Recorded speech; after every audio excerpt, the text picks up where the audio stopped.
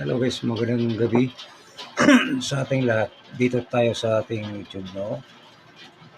Salamat sa inyong mga tulong sa pag-support sa aking YouTube channel. Mga kababayan, kahit papaano, no? Masasabi ko dito ay talagang ginurgor yung YouTube natin. Tsaka nakaka-intriga itong mga senador tungkol sa mga pirang pinanakaw, no? Shout out pala sa mga OFWs.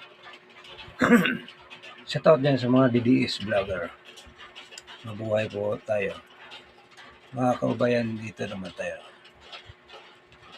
Ang masasabi ko dito, ang pangyayari sa ating pera sa kaban ng gobyerno, sila lang nandiyan nakaupo sa gobyerno ang nangnakaw, mga kababayan.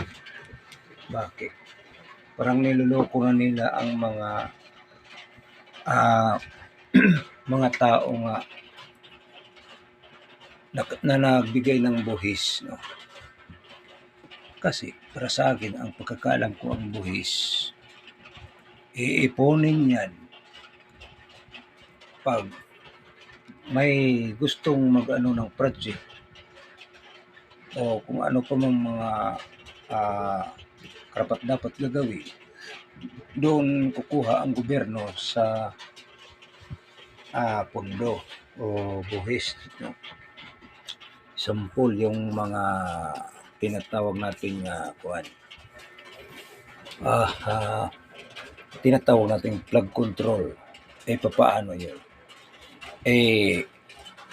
Nagpapagawa ang ating gobyerno flood control, pero sila lang din ang kumukuha sa pera, no? Na nililikom talaga nila. Kaya ang bansa natin o gobyerno natin walang kwenta, no? Walang kwenta. Bakit walang kwenta? Sila lang nagnanakaw ng pera, buhis. Paano, mga kababayan, tayong mga nagbigay ng buhis? Comment kayo, mga kababayan, o mag-react para malalaman natin.